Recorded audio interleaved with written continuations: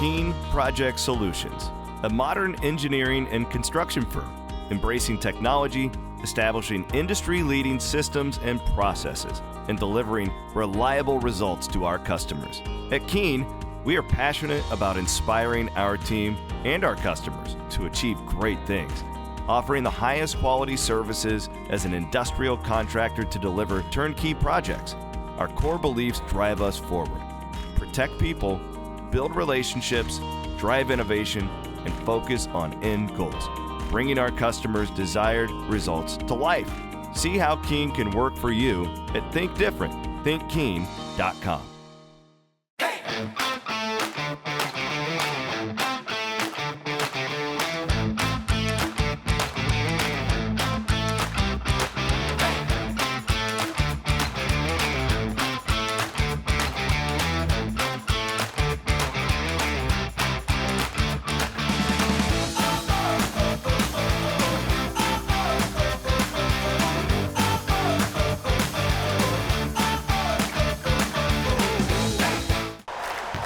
This is a matchup for the ages. Audi cuts a path straight to the paint, and she serves up a slam dunk. I hope Audi may have the win, but Frank really got the W on that play. That's gotta hurt. All right, what's going on? Welcome to a little preview episode of the NCAA Tournament here on Cyclone Fanatic. My name is Chris Williams. I'm not doing this show because we want to pass it off and get as many voices involved in all this as possible. The Cyclones are a 3 seed.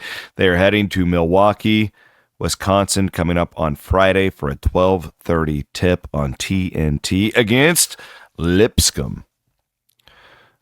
Nigel Dyson, Dylan Coon are going to let it cook, and they are going to preview the whole bracket, give you their thoughts. Keshon Gilbert out for Iowa State. The guys have thoughts, opinions on it all. I want to thank our presenting sponsors for all of our March coverage this year on Cyclone Fanatic, starting with my friends at Keen Project Solutions. I was just in Kansas City, where they are opening up a whole new Keen Project Solutions down there in Kansas City. They are celebrating their 10th year being in business, locally owned and operated. Love my friends at Keen Project Solutions. Also, Country Landscapes. Hey, listen, I don't even need to read an ad or anything because I hire them on my own. I've hired them like 4 times for my yard. Country Landscapes, great locally owned company. They do amazing work. Fairway Meat and Grocery. Load up. If you're not going to Milwaukee, you're not going to go watch the women in South Bend. Load up. Go to your Fairway. Get yourself some Ames Lager, some of that Cody Road. Get everything stocked up, baby, for the NCAA Tournament coming up this weekend at Fairway. And last but certainly not least, Central States Roofing. It is going to be that rainy season coming up. And if you're a business owner out there, or if you're just in business and leaky roofs, all that stuff, they are the commercial roofing experts in Central Iowa. Central States Roofing, a big supporter of everything we do here at Cyclone Fanatic. All right, with that, enough of me. You guys have heard enough of me. But if you haven't, you can go listen to Williams and Bloom from last night too. Nigel Dyson, Dylan Coon, let them cook. Fellas, take it away. Let's break down Iowa State's draw in the NCAA tournament. Nigel, it is Christmas morning. This is seriously my favorite day of the calendar year, and we've got a lot to talk about.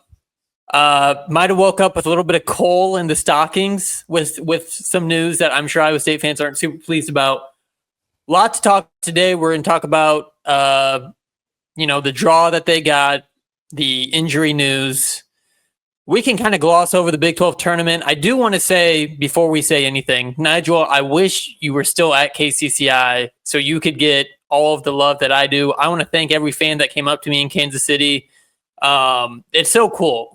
Just like people walking up and saying good words about the podcast. It's kind of like a pinch me moment. I'm getting paid to watch, Iowa State basketball, and Iowa State fans are watching the pod. It's awesome. It's a really cool experience. So shout out to the fans. I want to get that out of the way. Let's talk first about Keshon Gilbert. There is a 15, maybe 10-minute window in between Iowa State being announced in the South region and seeing our draw, and then about 10 minutes later, TJ addresses the press.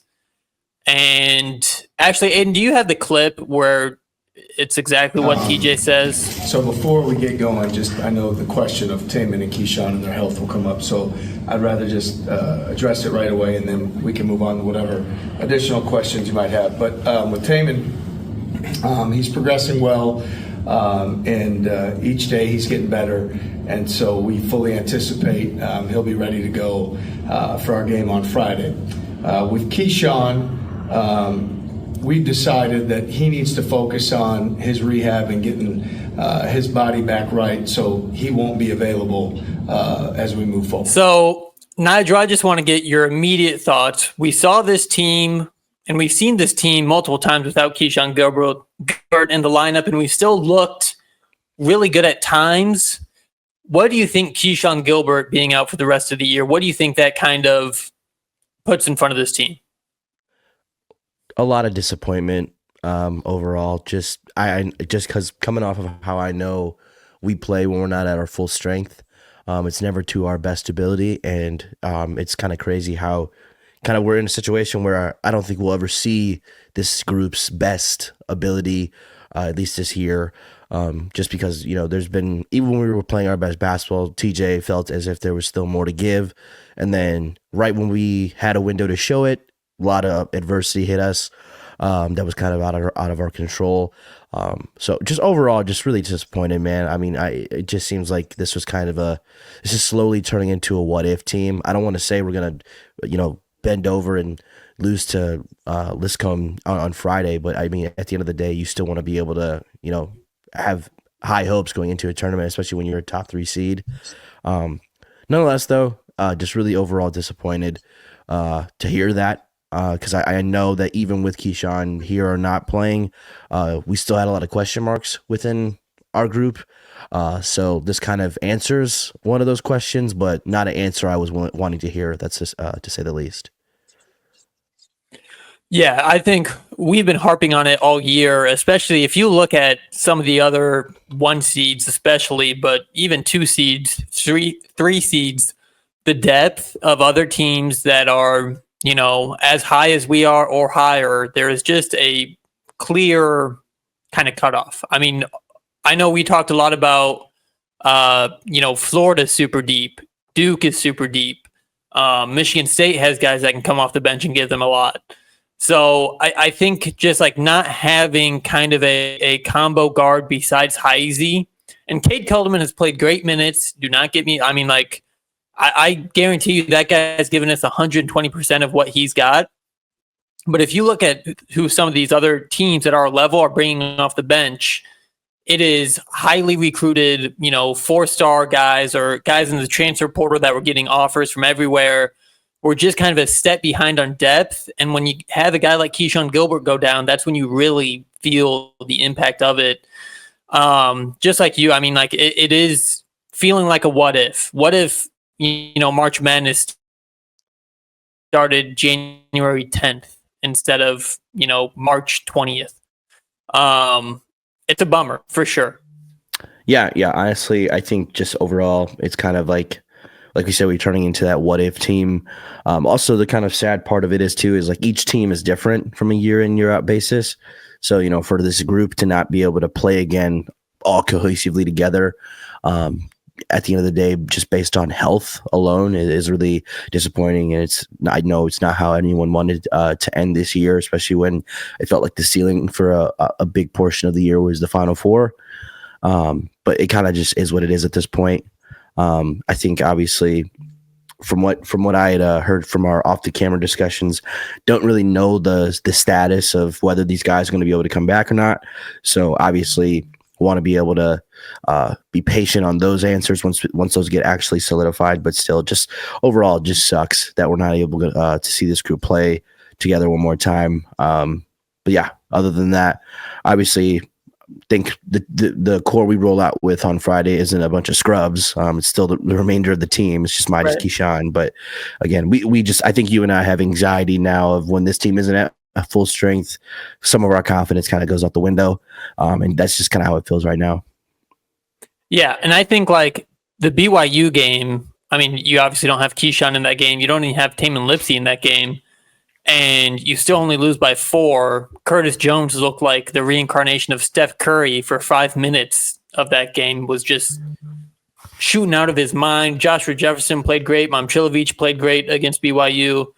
The only problem was that the defense, I mean, especially when your 2 best perimeter defenders aren't playing, was nowhere to be seen. You give up 96 points. BYU shot 18 for 36 from 3, and a lot of those were open. So, I mean, it was really good shot making, but a lot of it was just like our defensive rotations weren't fast enough coming out of, the weak side help that we show.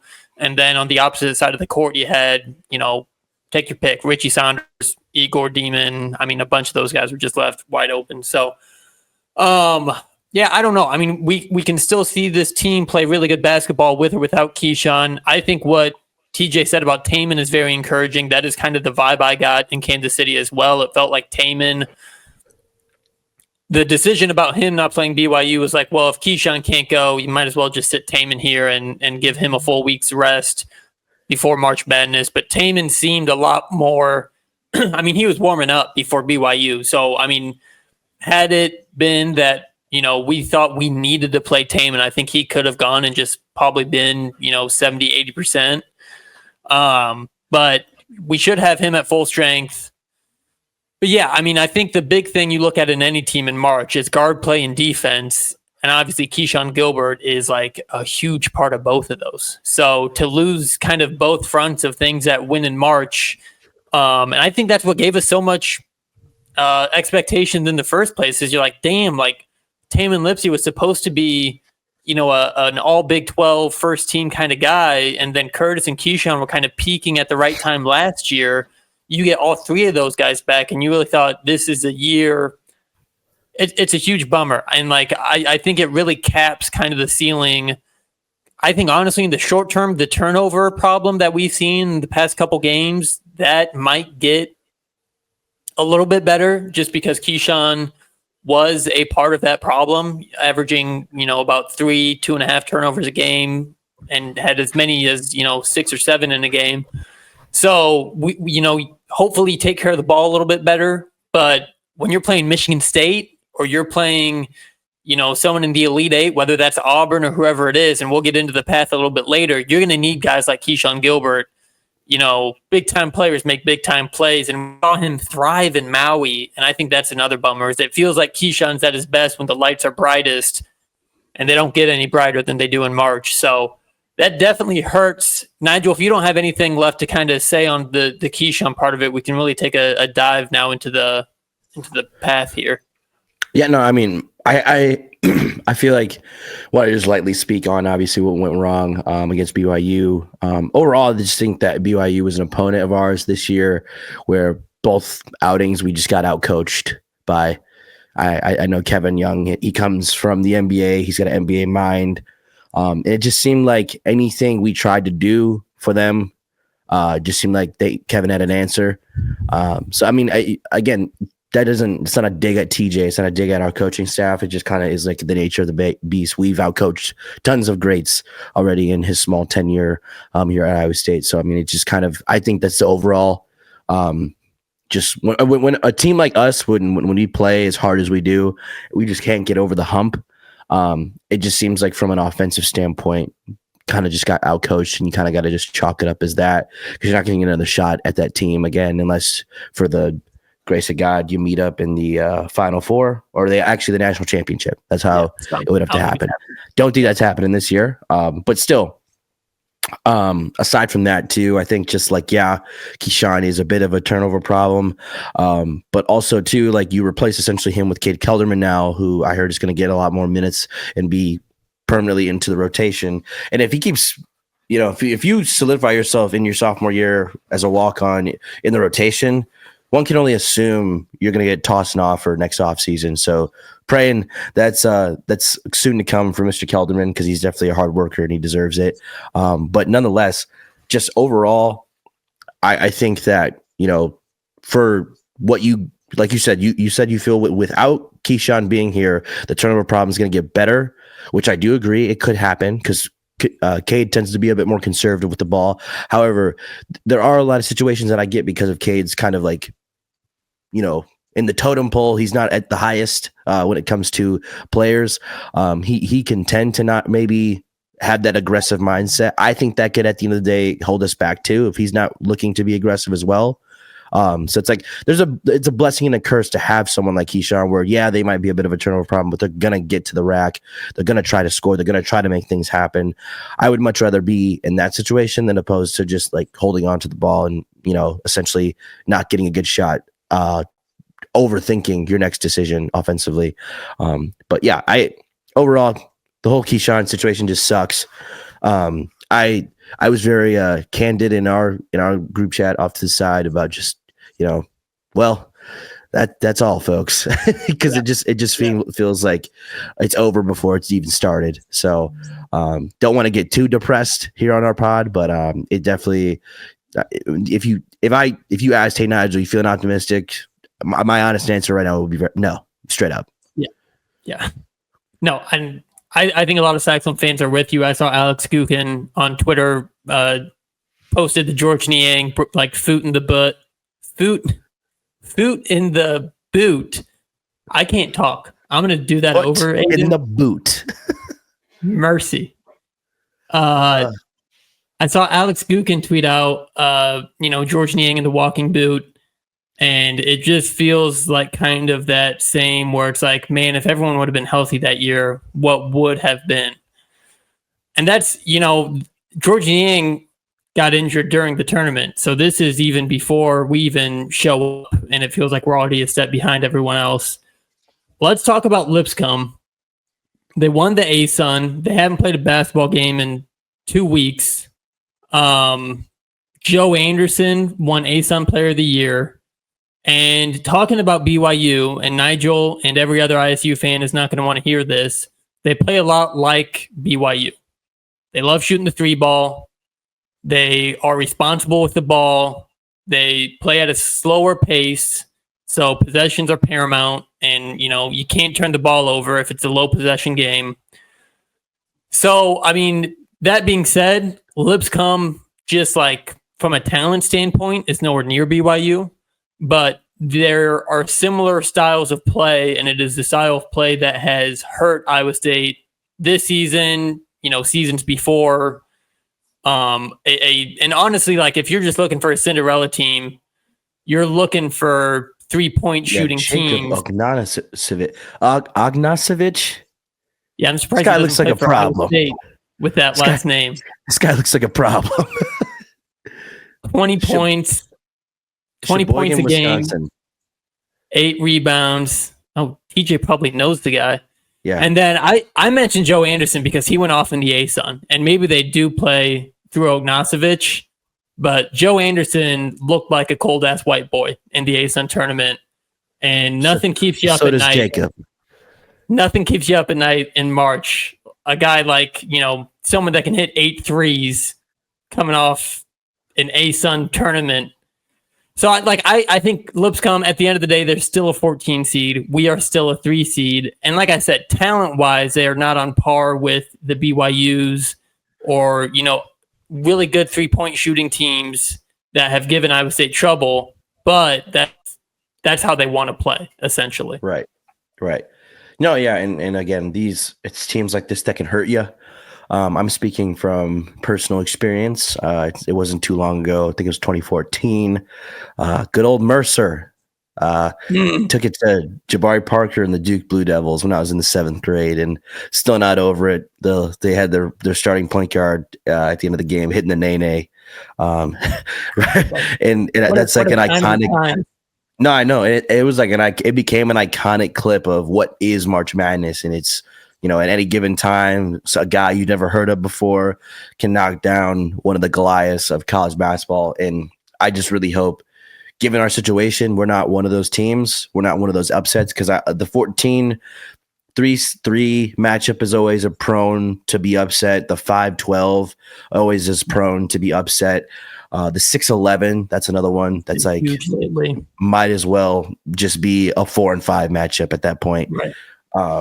Because those teams are usually neck and neck. They just come from polarizing conferences, right. And then that's what gives them that it looks on paper like an upset. So the casual who hops in, and these are my least, I'll be honest too, now that we're talking about the tournament, my least favorite type of people who don't watch the sport at all the entirety of the year. Then March 20th comes around and now you're glued to the television. Shut up. Anyway, it just like from a casual viewpoint, those types of games can look like huge upsets, but if anyone remembers or knows and has watched the tournament from a year on year out basis and picks up a little bit of what patterns are pretty prone to happen, it's usually those upsets are kind of they're kind of a lock. So if any bettors out there and you feel confident about a 12 or over 5, it's probably going to happen. So ride it. But definitely can't sleep on these guys. I know Mr. Oknasevich is going to have quite the showing being in Milwaukee. Could assume, would almost hope that all his family is going to be there. So he's going to have quite the crowd behind him. And if Lipscomb has any other Wisconsin natives, best believe they'll be there as well. So outside of us obviously having a big Wisconsin following with TJ and, Milan and a few other kids, I just feel like, this game is still ours for the taking. It's just going to be a matter of, how are you going to handle the adversity? We essentially can't let the Keshon aspect get too far in our head at the end of the day. Yeah, I think that almost might play to our advantage right away in the tournament. I don't think you'll be able to catch this team off guard because I think they're coming into the tournament knowing they're lacking something and are going to have to step up, and everybody's going to have to step up. And kind of what you were saying, Keshon being out, it forces guys to play in roles that they are not used to playing. And I think that is where you can also see guys turn it over. We saw Milan handle the ball a lot more in Kansas City than we have kind of throughout the season. So I think they'll be ready to go. Like you said, that draw we got, that 15 to 10 minute window where I saw the draw and before I saw the Keshon news, vibes were great. If I'm being honest, if I look at all the 14 seeds, the one I'd probably least like to play is Lipscomb.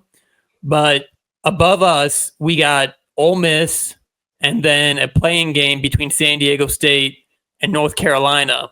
And Nigel, I was watching North Carolina Duke Friday night.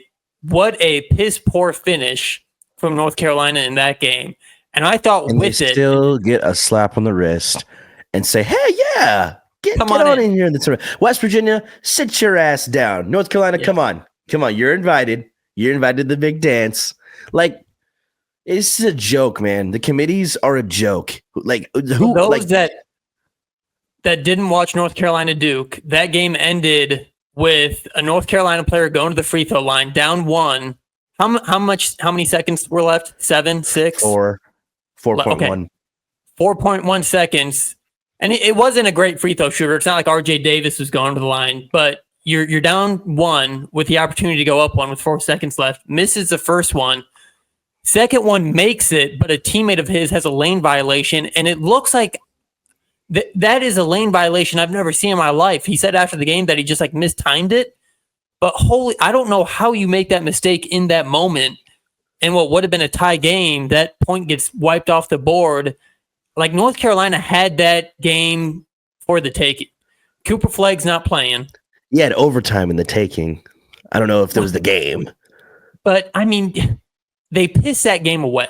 And I think the way it happened, they should not be in the tournament. They were the last team in. West Virginia's the first team out.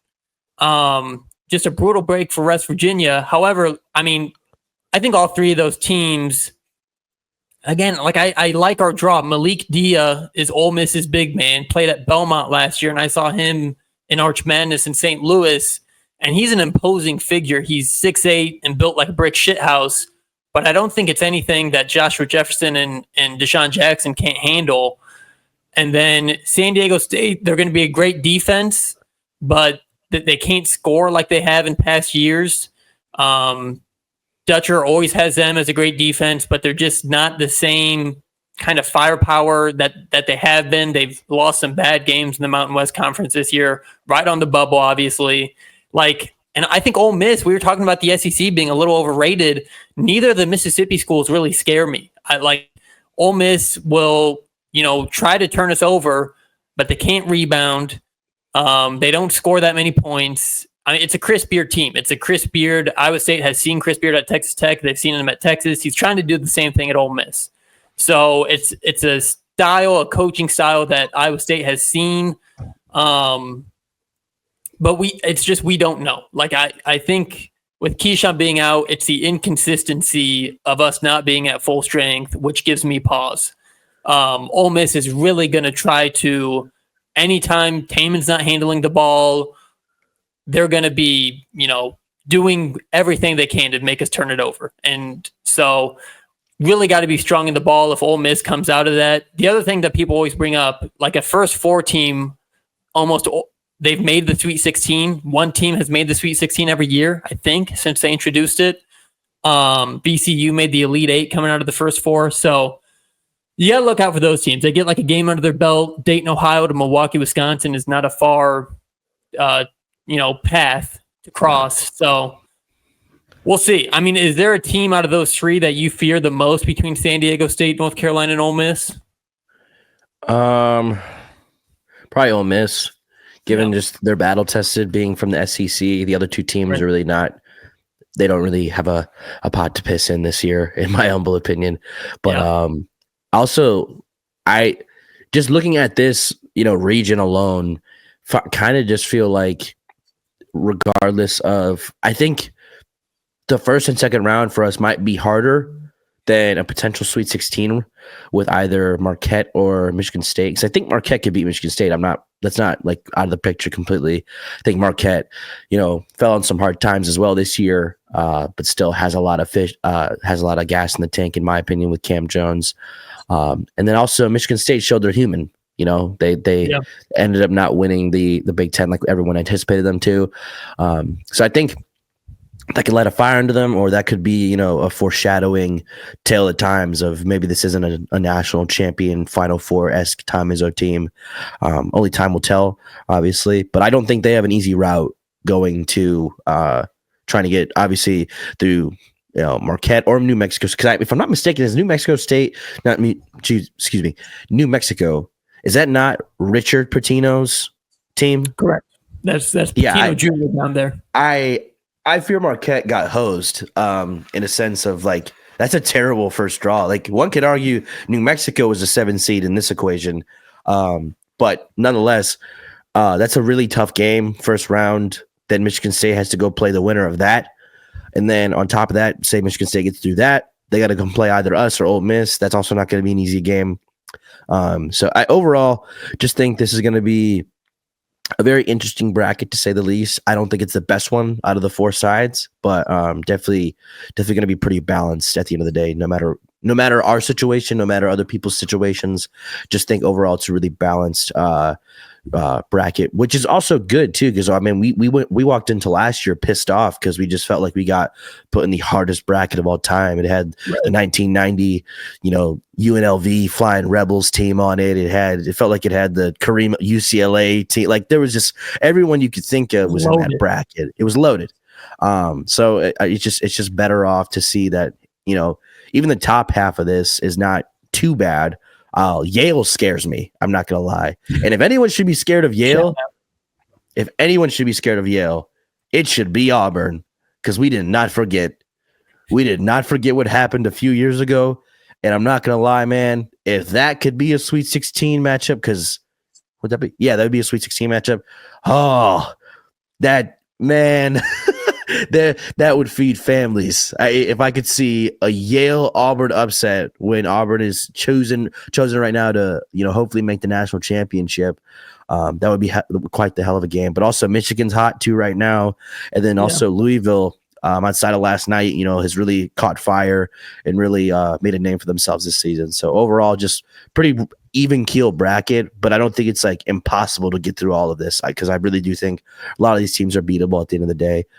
So it's all about, I don't want to necessarily think about every single outcome of what can happen in our region, but we have to really compartmentalize it in a sense where we're just looking at it game at a time, because the more you overcomplicate it, the harder these things get.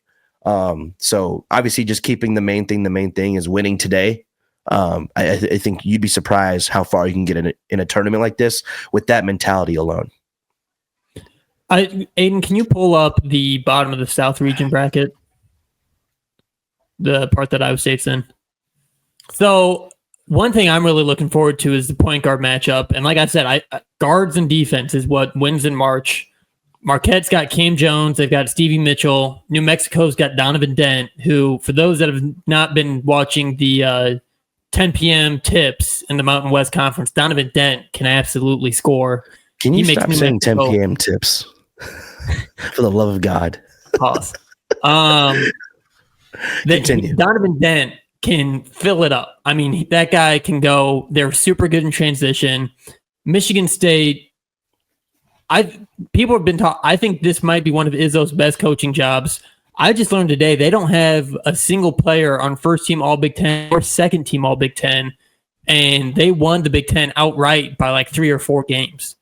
So that team is definitely like a sum of its parts. They don't have a guy that is going to go take over a game in the final 4 minutes, but they play such Tom Izzo fundamental, defense, gritty, hungry basketball. And Cohen Carr might be dog. I mean, like that guy's TikTok edits is on a generational run. That guy can dunk from the free throw line with ease. He is the Antonio Gates of Zion Williamson's. Wow. And he scares me. I'm really glad Duke didn't draw him again, because I know what has happened in past years where they've been the 2 seed.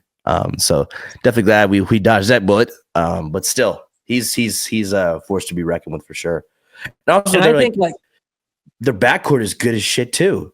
Like, yeah, they're just good. Like, I know they don't have like the all first team conference crap. Like, sure, like that means something when one of your guys wins it, but when they don't, like, I just really don't care about that stuff, because it's like it's not a testimony. It's not a testimony to how your season is gone. I think there's too many. I think every best player on a team is worth of an award. So when the committees of conferences need to put themselves in a predicament where you got to pick one to represent the entire conference, I think it's a bit of a far-stretched award at the end of the day. But nonetheless, they just got dogs, and that's what Tom Izzo goes to find. He's like, give me some 3 stars and give me a summer with them, and we're going to develop them into little pit bulls, and we're going to try to go for a run. That's it, year in and year out. Same guys, same type of guys. He always recruits. So it's definitely a tale as old as time, and we all know how Izzo does in March. So I think Michigan State's definitely going to be a team to be afraid of. Yeah, and I know Michigan State fans were really happy with this draw. I think before the Keshon news even came out, just of how Iowa State is kind of going into this tournament, I think if we were the 3 seed in any of the 2 seeds regions, the 2 seed was going to be happy with that, just because it feels like we're not the same team we were 2 months ago. But definitely after that Keshon news, Michigan State kind of has their eyes set on an Elite 8 in Atlanta. And that's the other thing I want to bring up is location. You kind of mentioned it. We're in Milwaukee, which I think is best case scenario. That's an easy drive for a lot of Iowa, fans of Iowa State. That Iowa to Milwaukee is not a far drive at all. What is it, like 5 hours? Yeah, I mean from Des Moines probably, but I like northeast corner of the state. For fans in eastern Iowa, you basically just go to the outskirts of Chicago and then go up on the interstate. So not a bad drive at all. And then for this, if we do make it out of Milwaukee, then you're looking at Atlanta for kind of the Elite 8 Sweet 16 games. And Auburn is obviously, they're going to have more people than anybody, but Iowa State has a lot of alumni in Atlanta, in Florida. Super easy to fly into Atlanta because they got the biggest airport in the country. So, I think this is a location-wise sets up good for Iowa State. We probably had more fans in Kansas City than Houston, Arizona, BYU, and then Texas Tech. I mean, I seriously think we did, and those are the 4 teams that were in the semifinals, and there was more Iowa State and Kansas fans in Kansas City than probably those 4 schools combined. So we're still going to travel. Iowa State is still going to, be it's going to feel like a home game in Milwaukee, especially for Lipscomb. And I think that second round game too. And I think that is something that, like you said, a lot of the casuals, they don't look at. Like, it matters where you play in these games. Like the home dynamic of that arena definitely matters. Yeah. I don't know how many times, Iowa State's been sent out west first round, but definitely when I've cheered for teams who are East Coast teams and they have to go to that west bracket, it definitely is weird. The overall, just the vibe of the games feel weirder. They feel different. Something about that year and that game feels different. Like, remember 3 years ago in Coach K's last year, literally Duke played Michigan State in the second round in, I want to say Seattle. So, like, to throw two teams who are in Michigan and North Carolina and say, hey, go cross country to go play each other and then come back to New Orleans for the Final Four. It's just, it's weird. Like, there's a lot of that travel is going to be different for certain teams. And Iowa State hasn't been in that scenario yet. We've seen to get pretty, I feel like East Coast, Midwest centric locations when we are in the tournament. So definitely we got to play that into our favor because it's just going to give us more rest, which is definitely something our team like us needs right now. So I think definitely, like you said, location matters, and hopefully we can really take advantage of being in Milwaukee the first weekend. And like Auburn's playing not as well as they have been. I was talking to Aiden before the show. I think the weird thing about this year, just kind of on a macro scale, it has felt like Auburn and Duke have been by far the two best teams. Houston's playing really well. Florida's playing really well, but I wouldn't put them as a body of work on the same level as Auburn and Duke. But now Auburn's lost a couple games down the stretch. Duke 3 out of the last 4. Yeah, Cooper Flagg goes down in the ACC tournament. It sounds like he'll be ready to go, but just like a weird kind of shaky start for kind of those two kind of number one seeds. You're probably happy that Auburn still kept the number one overall seed. That kind of surprised me. I thought Duke would get it. But I think Florida and Houston are playing as well as anyone in the country right now. Basically what I'm saying, I think the 1 seeds this year, and thank God we got a 3 seed. Dog, when I saw there was a 4 seed in Denver, I was like, holy shit, we're going to get screwed. We're going to be the 4 seed in Auburn's region, and we're going to get hosed. But we got the 3 seed. We're in Milwaukee. Like, there are definitely positives to the draw. I think it's more about the personnel is where it's like, man, this is going to be really tough. And I think the longer you go in the tournament, the more you feel Keshon Gilbert's absence in terms of trying to make a deep run this year. And, I mean, if we do make it, you got a really compelling game, a rematch between Auburn and Iowa State. Probably. I mean, Michigan. One team I want to point out, Aiden, if you can pull up the top part of that South Region bracket. For those who don't know, UC San Diego might be the best 12 seed of all time. And I know Michigan just won the Big Ten tournament. UC San Diego analytically looks amazing. These guys are not messing around. Their game between UC Irvine and UC San Diego, I knew, whoever won that game, that is a 12 seed that I would keep a close eye on. And I'm going to butcher this guy's name, but he has been UC San Diego's best player the whole year. And all of us are going to know the name in about a week's time because this guy, they're 36 in Ken Palm, Nigel. I mean, they are above Creighton, they're above Arkansas, they're above New Mexico. Like, this is a team, and I'm kind of surprised. You see a lot of these mid-major teams, if they win their conference tournament, they'll get bumped up to a 10 seed or an 11 seed. Like, I'm just kind of surprised that they were still a 12 seed. So it is his first name, I'll spell it. ANIWA. No, I want you to say it. IWA. Say it. This is like the spelling bee. Anawad ni. Dude, I can't. I don't think phonetically. Anawaniwa. Anawaniwa? Yeah. Anawaniwa Tate Jones. This time next week, I'll be able to say that name a lot better than I just said it right now. Yeah. So, kids from New their Zealand. Turnover margin, darling. I mean, look at this guy. 19 and a half, 5.5 boards, 3.5 assists. Like, and I think they're the number one team in the country in turnover margin, which is one of the first stats I look at when filling out a bracket. So I would keep a close eye on UC San Diego. Yeah, and like clockwork, what seeding is this? 5-12. Yeah. Never fails. Yep. With this being one of the most unpredictable tournaments in sports history, year in and year out, something will never change in this unpredictableness of a tournament, and it's the damn 5-12. It is going to happen every year. And poor Michigan, after really closing out Big 10 play, really strongly, to get this draw, it's like being kicked in the face. I mean, that is a tough blow. So hopefully they can define the odds, because ironically, like, it's to real ball knowers, to people who actually watch this tournament, people who watch games from November to now, you guys just know that a casual's going to look at this and be like, what are you talking about? No, this looks like a setup from the committee, and definitely praying for Michigan, because I like a few guys over there. Like, when we're not playing Danny Wolf, I realize how big of a fan I am of his game. If we could have gotten that kid to Ames, oh my God. Wow. the possibilities. I don't even think we would need a Keshon with Danny Wolf on the team. And that says a lot. That's not a diss to Keshon. I'm just saying that's how deep this team would have been. But yeah, no, definitely big fan of him. Big fan of buddy from FAU. The big boy? What's his name?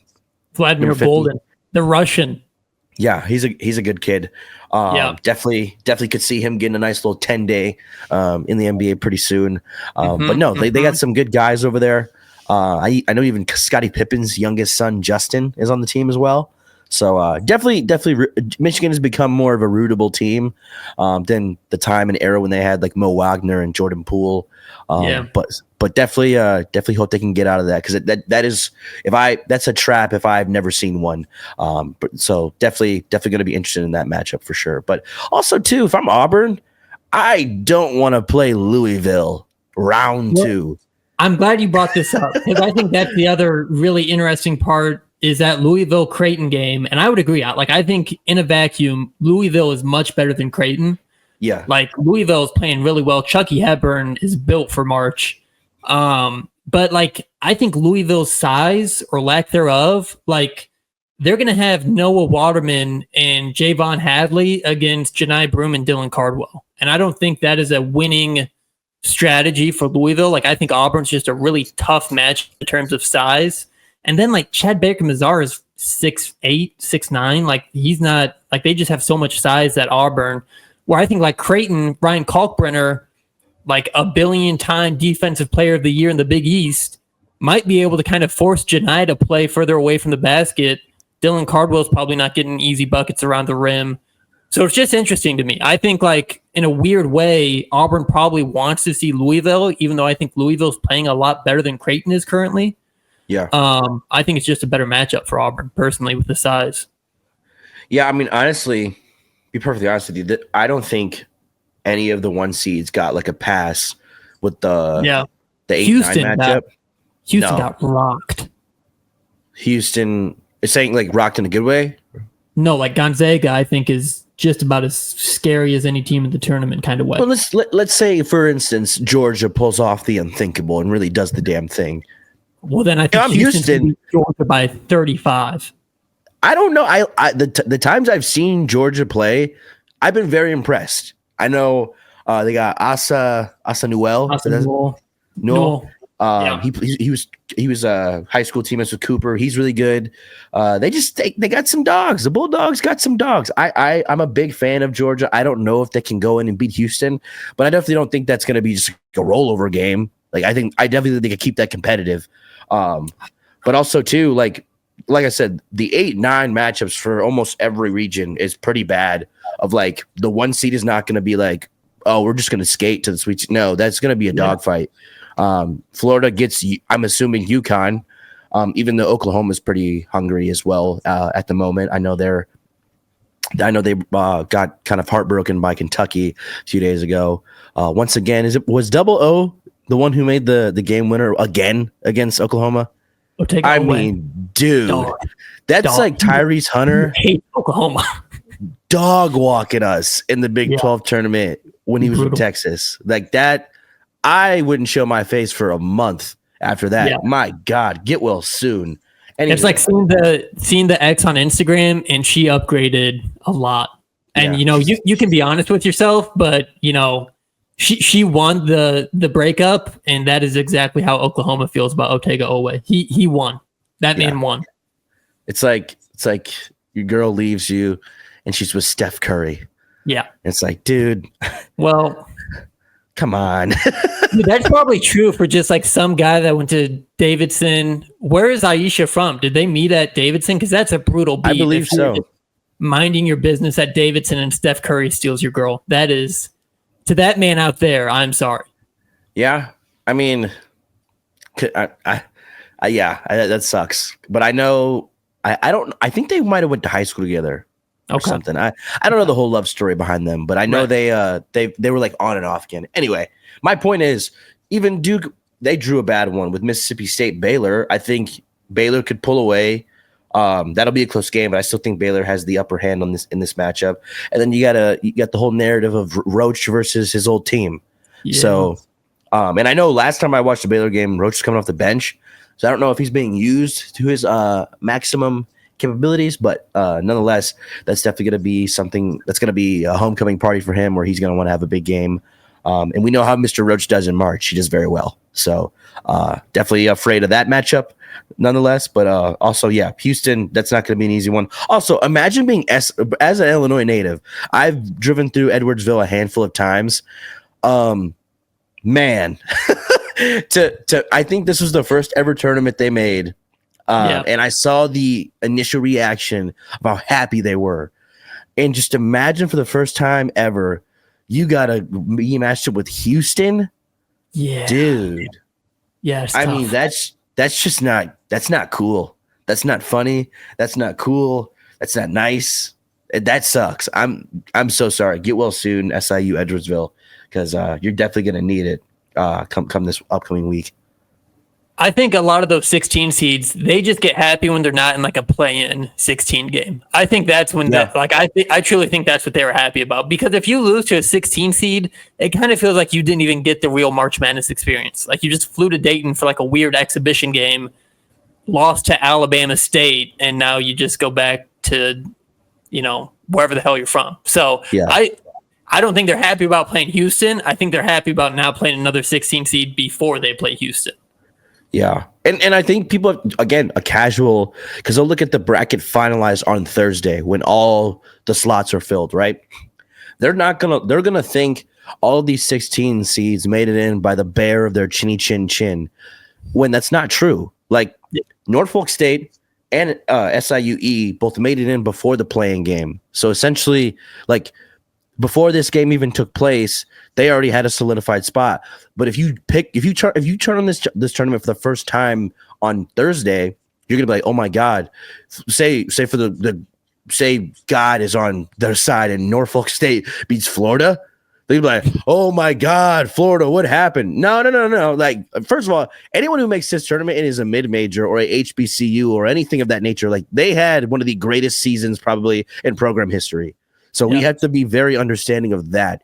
Like, and that was something that I didn't really grasp when I was a kid on the tournament. Like, hey, yeah, Duke lost to Mercer, but Mercer had the greatest seat. This is their best team in program history.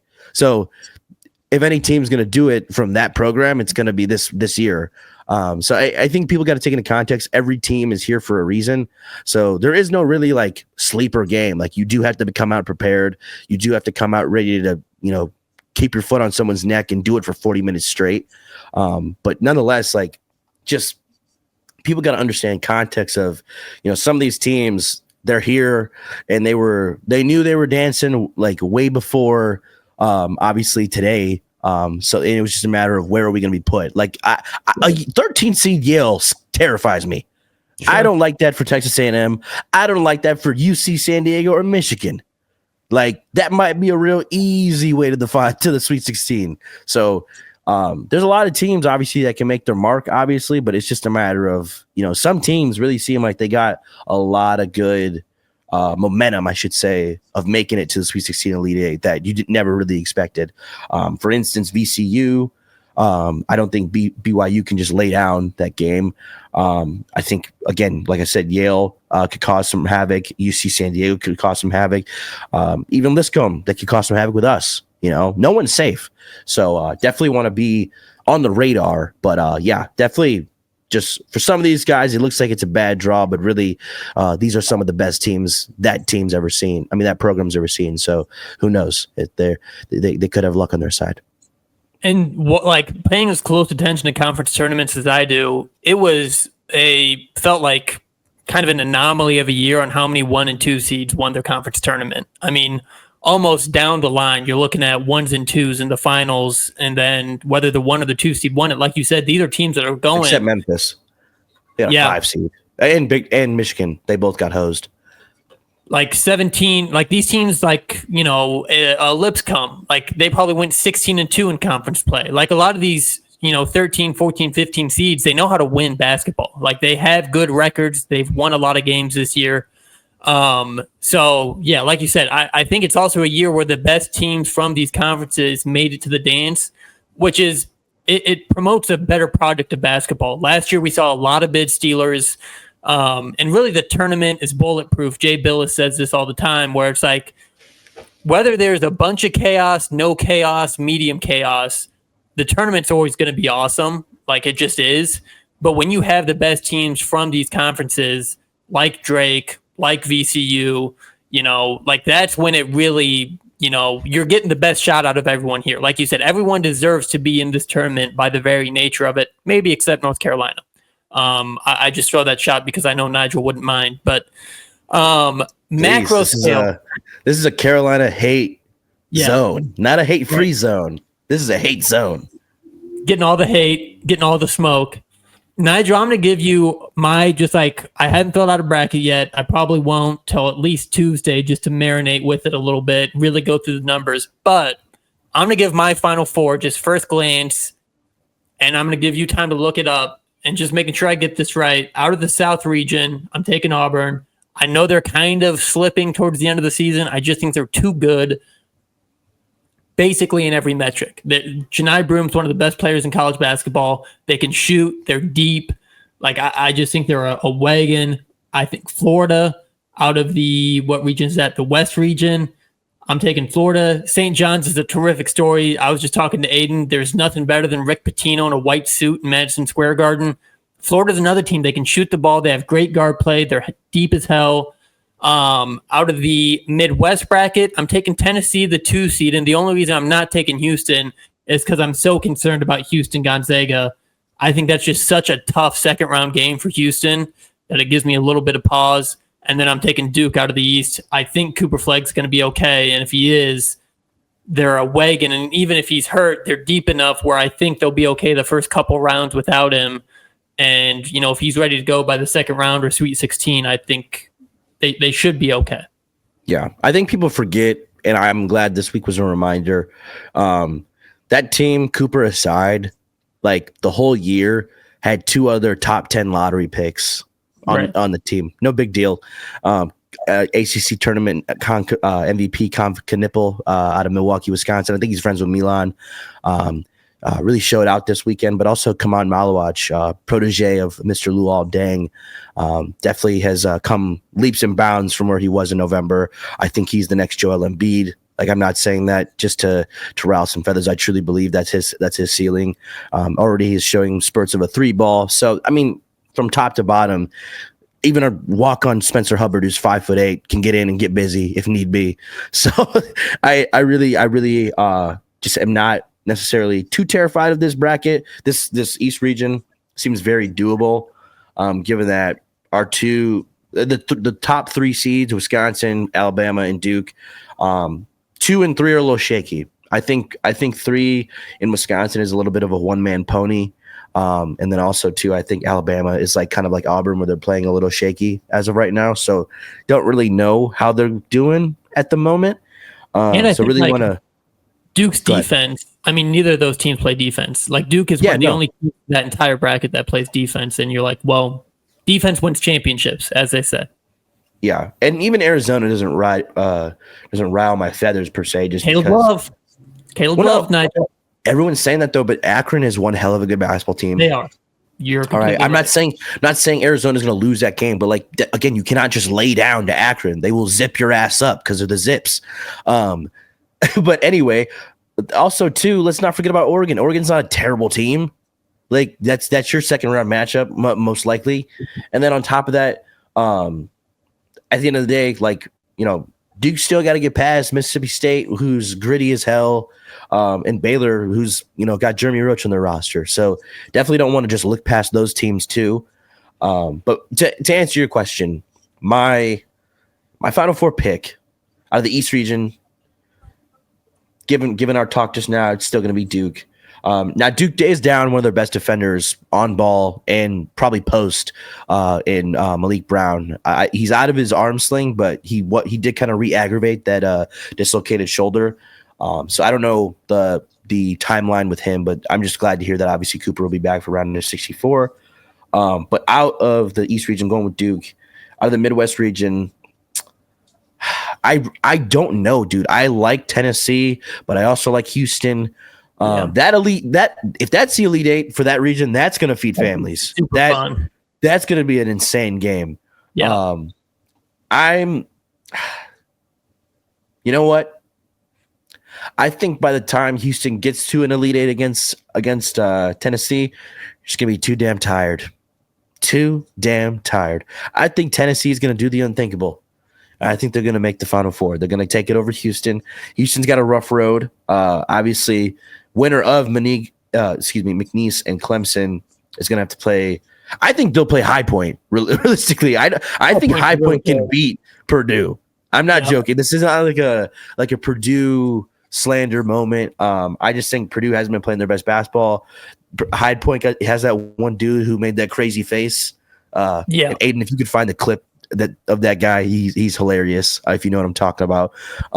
But nonetheless, like, I think Houston's going to be very exhausted by the Elite Eight. I should say that to play their brand of basketball for 40 minutes. I don't know how feasible it is against a Gonzaga, a Clemson, or a McNeese.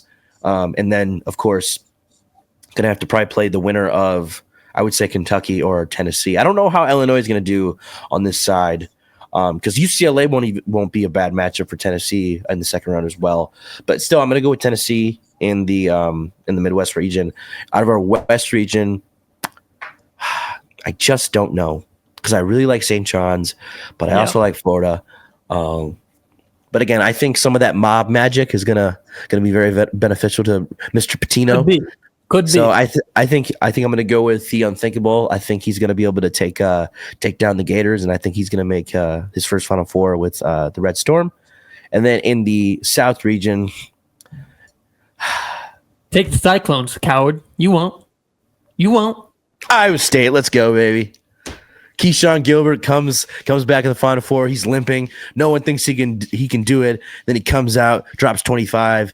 Cyclones are national champions, and that's all. I do want to say this, because we're going to get a lot of words from the old heads if we don't bring it up. If Iowa State is able to somehow, get that Michigan State demon out of their system from the Elite Eight matchup in 2000. Exercise the Mateen Cleaves demon. Can you imagine Keshon Gilbert subbing in at like the under 4 in the second half against Michigan State in the Sweet 16? Oh, things would get crazy. I know Keshon is rehabbing an injury, and I don't want to he needs to take care of himself. But Iowa State beating Michigan State to finally get over that hump of the Sweet 16, I know would make a lot of Iowa State fans, maybe a generation older than you and I, very happy with the pain they experienced in 2000. So I know that is something a lot of Iowa State fans are looking ahead to, beating Tom Izzo, getting that revenge. And Iowa State's not going to lay down. Like I said, I think their guard is up. I don't think any team is going to catch them by surprise. It's just kind of like a how far can they get? It's kind of a endurance test at this point. They're going to be playing probably an 8-man rotation, but 7 guys are going to be playing a lot of minutes. And I just think the deeper team usually wins in March. So a lot is to be determined. Nigel, I'm going to really start crunching numbers here as soon as we get done off the podcast. It is peak DPI season. That's my own metric system that I use. Who does the DPI have winning this bad boy? I think Duke will probably have the best DPI going into the tournament. Okay. I haven't done everyone yet, but Duke is. I think they're like maybe 2 points ahead of Auburn right now. Gotcha. Also, what happened, dude? You look like you're in the year 1962. Did you go black and white on me? So I think I did have a lot of lighting. This is the first time we've ever been able to record a podcast while the sun is still up, and I think my camera has no idea why it used to be so bright in here. Now it's so dark, but it's because the sun is up. You look like the Wilt Chamberlain 100 meme. Yeah. If you want to recreate that, feel free. We sleep in May. That's crazy. Alrighty. Yeah, no, obviously it's going to be a good tournament. Would love to see if we can get, obviously, like you said, the Michigan State monkey off our back in the Sweet 16. But yeah, just looking forward to obviously some good basketball. I know the first day of the tournament, I'm having a company party, like surrounded by March Madness. That should be pretty fun and exciting. I'll be repping our Cyclones in business casual. I'm contemplating wearing this one, or I got a navy blue one that I thrifted as well.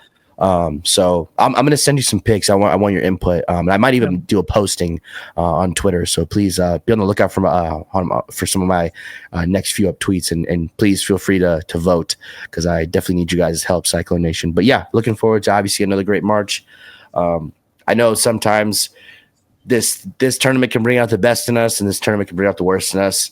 Let's just enjoy it for the ride that it is, because I'm definitely excited for what's to come. Let Him Cook is also in Survive in Advanced mode. We will definitely have a podcast next week, but from there on, we will talk about the Cyclones as long as they're playing basketball. So just for the sake of me being able to talk hoops with Nigel, I hope Iowa State can make a deep run. I still think this team has something in them. I think they showed that in the BYU game. The thing I'll end on, to give Cyclones some optimism, that locker room was not rattled off of BYU. It was not a group of guys that was looking around like we are not okay. It was, I think, a hungry locker room that still has something to prove. I know TJ will have them ready to go. I think we can still make some noise. I think we still got something. Yeah, no, because this is an Iowa-based, obviously, podcast, there was 2 things kind of sparked my attention that I meant to talk about earlier. Excuse me. With my theory on why West Virginia didn't make the tournament is because Darren DeVries is coming to Iowa. I hate to say it, but why else would the committee do that? And again, I know I've been quite the conspiracy theorist on this platform this entire season, but there's just the people are doing a lot of stuff that is adding up. Like, it checks out. It makes sense. So that's why I want to bring it to you guys, because with the whole Mike Woodson situation, as high of a job that is, why would you want those guys making a miraculous Final Four run when that guy's job's already cooked? Like, it doesn't matter. He's not coming back. So I think the committee also takes that into consideration. But I think with West Virginia not making the tournament, I think it's a dead giveaway that not only is Darren DeVries coming back to Iowa, but so is his son Tucker, and probably, who knows, if Javon Small has to go back to a dude. That's just if he becomes a Hawkeye, I'm gonna walk into 8 a.m. traffic. That's not ideal at all. That's going to be a tough blow, but also a tough blow as well is definitely going to be this Missouri Drake team matchup, because was really big on Drake this year. My boy Bennett, but how do you pronounce his last name? Sturts. The guy is cinema. I mean, coldest white boy I've seen since Austin Reeves in college basketball, and I'm very excited to see what he can do. But also too, my good friend Caleb Grill is also with Missouri, so I'm also kind of low key rooting for them as well. That's going to be kind of like a my heart's in two different spots for that game. So definitely going to be tough to. Jesus, my mic is tweaking. I'm sorry, guys. It's definitely going to be tough to see however that game turns out, but definitely excited for that one because I know whoever. This is crazy. So sorry. Yeah, I think this is time to wrap it up. But I just wanted to say, looking forward to that Drake Missouri game. But yeah, should be a great tournament. But yeah, I think this is a year where we're going to see a lot of 1s and 2s in the Final Four. And for once in my life, I'm very happy about that because I think here's the thing. A few weeks ago, the 1 seeds that got 1 seeds were my initial picks for 1 seeds. I take that back. I think initially in the beginning of the year, I think I was more high on Tennessee than I was Houston. I didn't believe in Houston until they played us.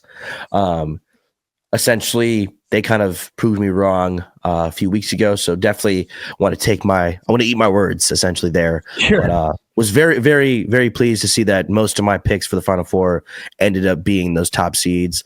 I feel like such a head ass when I end up picking all 1s to make the Final Four because I know that's probably not going to happen. Something is going to go wrong for one of these teams, unfortunately. So yeah, definitely I guess I know ball ? But yeah, nonetheless, looking forward to this. But yeah, it should be a great tournament, so I'm excited. Yeah, I think more so than most years, the 1 seeds are the 1 seeds. Like I think those 4 teams are really good at basketball. Let's see. I still don't hate Iowa State's draw. I hate that we won't be at full health, but there's a lot of basketball to be played. Nigel, let him cook. I hope we're here this time next week talking about Iowa State winning 2 games and looking at a Sweet 16 matchup. I hope that's what we're doing this time next week. As am I, because if there's one thing I like doing outside of watching basketball, it's beating Michigan State. I hate those guys. I hate if any Iowa State fan out there who's like, oh, I hate Michigan State, I beg to differ that you don't hate them as much as I do. The amount of childhood trauma that Tom Izzo has caused me, he owes me reparations. He owes me years back on my life. I'm so serious. I hate that guy. With all due respect, I know he's one of the greats. I know if I saw him in person, I'd probably still shake his hand, but I hate that guy. I would shake it and I'd tell him to his face, I hate you. So would love to see us take down Michigan State. But first, got to worry about Lipscomb because the boys, they look a little concerning. I'm not going to lie. They're definitely something not to just look over. So anybody averaging 20 points in college basketball is definitely the truth. So definitely want to give them the right amount of respect going into are we Thursday or Friday? Friday night? Which I think is another big thing. Another day of rest. That's huge. Because now I don't have to worry about being at my work party and sweating, because if I'm watching Duke or Iowa State, I'm going to be sweating. I'm not going to be talking or networking with anybody. I will be fully locked into that game. So I'm glad I can be able to do that this time around. Except, unfortunately, I'll be on my lunch because it is a work day still. So corporate America life, man, it really cuts into March Madness. I'm not going to lie. I will be taking Thursday and Friday off as vacation days, as I do every single year. I will not regret it at all. I will be on a couch with an ice cold Pepsi in hand and yelling at my television, and I can't wait. There we go. And I'm assuming that color, unlike Dylan's screen right now, that television will be in color. So we can only hope. Let's hope so. All right, let him cook, guys. Let's go.